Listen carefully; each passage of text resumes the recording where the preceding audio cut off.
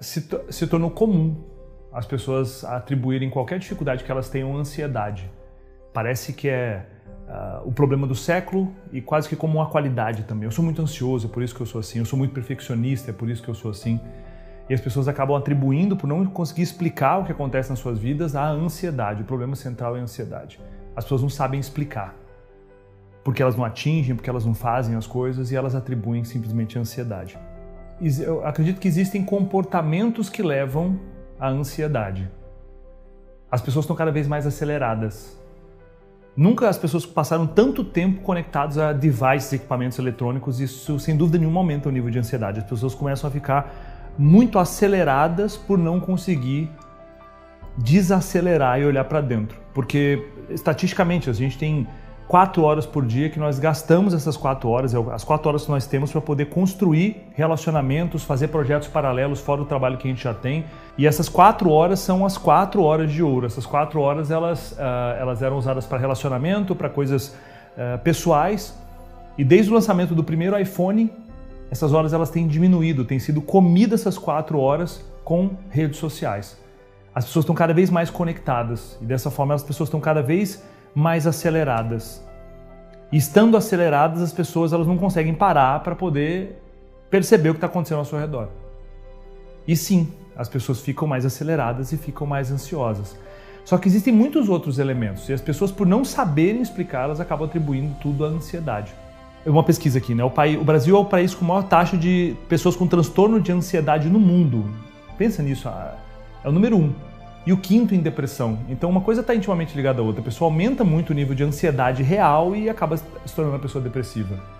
E aí isso decorre a pessoa não conseguir fazer o que precisa fazer, isso decorre a pessoa pensar em se matar, acabar com a própria vida, por conta desse ciclo que ela vai entrando.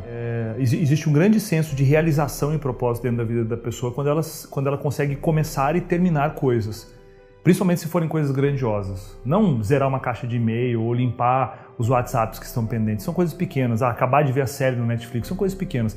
Mas quando a pessoa consegue começar e fazer alguma coisa, realizar um projeto, né, isso dá senso de propósito para ela e isso reduz a ansiedade. Agora a pessoa passa boa parte do tempo dela rodando redes sociais, né, igual a gente estava falando. E isso impede com que o tempo livre dela, em vez de ser para realizar projetos grandiosos, acaba sendo comido com as redes sociais.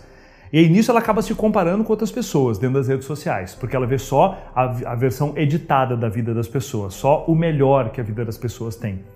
E isso faz com que ela não realize o que ela precisa realizar, e não realizando ela se compara com as outras pessoas, e aí ela começa a se perguntar o que eu fiz essa semana, o que eu fiz esse mês, e essa resposta não fecha. E aí aumenta o nível de ansiedade, que é essa angústia que ela não sabe explicar o que é. Um vazio, e a pessoa dá o nome de ansiedade.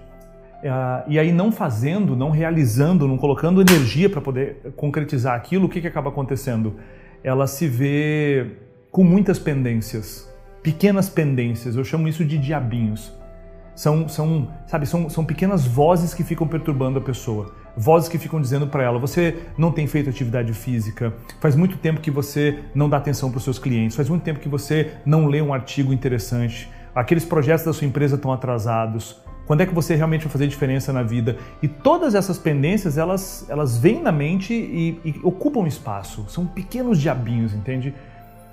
E não adianta você falar para esses diabinhos algo do tipo, olha, relaxa que eu vou fazer isso depois, porque o depois não vai acontecer, porque você não tá determinando quando você vai realizar aquilo. A maioria das pessoas faz isso. E ela diz para essa voz interna, né? Fica quieta que depois eu vou fazer isso. E esse depois nunca vem, porque ela está ocupada alimentando esse ciclo vicioso.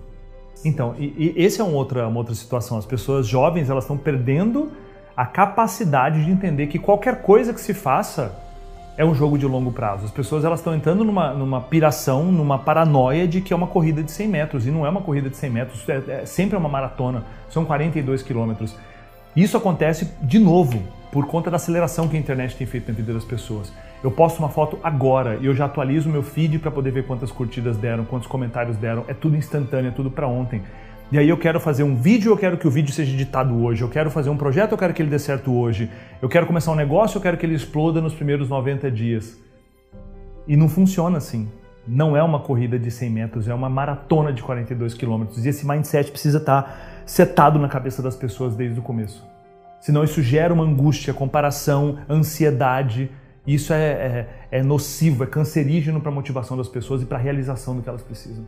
Como a conta não fecha, elas precisam buscar alguma fuga, algum tipo de realização rápida. Aí o que elas buscam? Os prazeres momentâneos e instantâneos. Eu posso resolver esse vazio que tem dentro de mim comendo açúcar, vendo mais uma série no Netflix. Eu posso resolver isso vendo mais um vídeo de um comediante no YouTube. Eu posso resolver isso fazendo, esse tipo de coisa que me dá um prazer momentâneo, mas não gera realização. E essa é a grande diferença da vida. Aí está uma grande questão da vida. É a diferença que existe entre prazer e realização. Realizar algo grandioso contra versus ter um prazer imediato. Entrar numa calça 3 números menor versus comer um bolo de chocolate. Passar uma madrugada estudando uma ferramenta nova, alguma coisa que vai fazer o seu negócio ir para frente, versus beber uma cervejinha com os amigos. Eu não estou dizendo que tem algo errado em relação a curtir a vida, mas tem momentos onde você precisa entender que você precisa de hiperfoco em alguma coisa importante e mergulhar naquilo. As pessoas estão perdendo essa percepção. Estão querendo tudo o tempo todo ao mesmo tempo. Querer tudo o tempo todo ao mesmo tempo é um grande problema. Algumas coisas para mudar esse cenário em relação à ansiedade. A primeira coisa é a pessoa setar no mindset dela que não é algo no curto prazo. O jogo é de longo prazo, para tudo, para relacionamento, para fitness, para finanças. Ninguém enriquece da noite para o dia, ninguém fica com a barriga trincada da noite para o dia, ninguém constrói um relacionamento forte e incrível da noite para o dia. Tudo que é da noite para o dia você pode desconfiar, tem alguma coisa por trás.